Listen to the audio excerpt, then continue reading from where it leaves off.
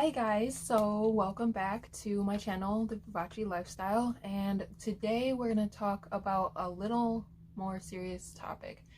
So recently, with all that's risen with Black Lives Matter and everything, people are talking a lot about police brutality and are kind of like saying defund the police or like they're bad cops. And while that's true, we do see like a lot of different things on the internet about how people were killed by cops or whatever.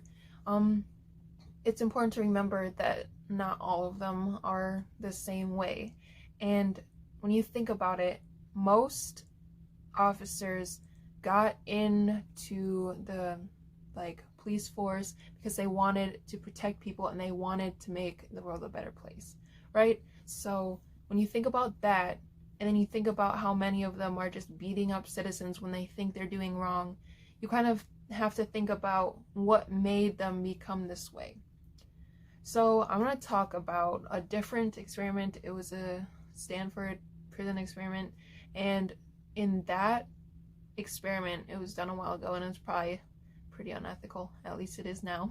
But anyway, the scientist, I forgot his name, he took a bunch of college students and he split them in half. They put them into guards and prisoners, and he had them for I think it was supposed to be only 2 weeks. They would take those roles and be put into this experiment area, and what he found was that they became their role. Like the prisoners became timid and afraid, and then the guards were violent and cruel or whatever. And it's crazy to think that, okay, he had to end the experiment early too because it was just too harmful for the prisoners, which is crazy to think that in 2 weeks you can take on a role that quickly. And so when you think about that, I guess with police officers it's slightly different because it's not exaggerated that way, but to think that when you join the police force and you're a little undertrained, you're not truly taught how to use your methods and what situations require which practices. So they kind of just do what they were taught by the people who are above them, and they might not have been taught well. So it's kind of just all oh, what do we do? No, probably there aren't clear cut rules and guidelines for what you do exactly in a situation where, let's say, someone's running away from you. Do you shoot them? Do you chase them down and tackle them? Or do you just, I don't know, in some cases that we read, they end up shooting them multiple times even after they're dead and clearly down. I admit that's unnecessary completely. You just have to make sure they're not going to get away. I'm also taking an ethics class right now, and right now I'm reading about whether the death penalty should be supported or not.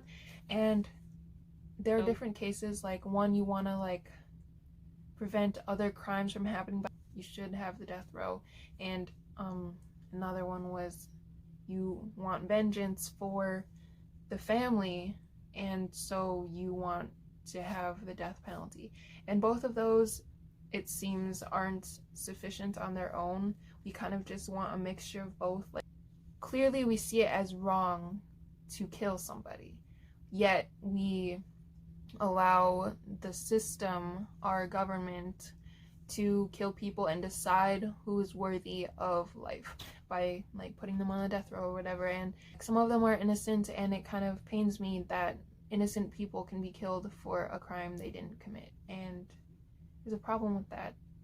Being in prison is a lot different from being in prison knowing that you're going to die, because if you're in there, sometimes you know that there's a possibility that you can get out, and all hope is lost when you know that you're going to die in a year. It's very demoralizing when the people that were supposed to protect you put you in a situation that you can't get out of. I don't believe in the death penalty, although we have to figure out ways to make sure that people don't kill other people. Most people value life, and even if you end up killing someone, usually it's not because you just wanted to kill them. Usually there's some sort of reason, or you're defending yourself, or you were robbing someone and you didn't want to be caught, so you killed them. But no one just goes around, hopefully, and just says, oh, I'm gonna kill this person for fun. They might have like mental health issues or whatever. But anyway, back to police brutality. Like, it's a lot of things with the mind, I think, because when you become something, if you see other people that act a certain way, you're going to start acting like them.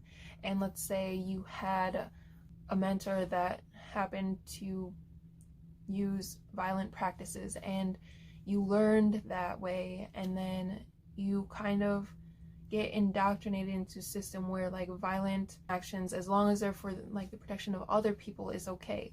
And in a way, it should be okay to use like some force, but at the same time, it's gotten too far. We can't be just killing people for no reason and not even knowing what the situation is either. Like with George Floyd, he had counterfeits and he might not have even known that it was. He may have just had it from someone else. We still shouldn't kill them.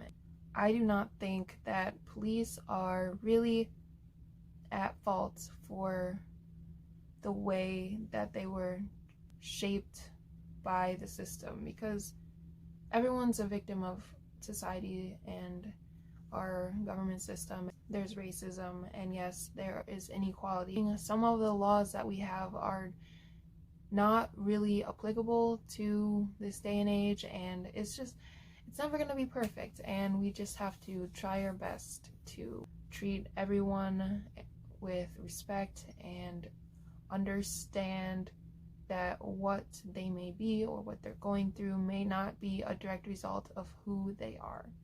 So keep that in mind as you go on with your life, and before you judge anyone, think about why they are doing what they are doing. So hope you all have a good day, and I'll see you next time.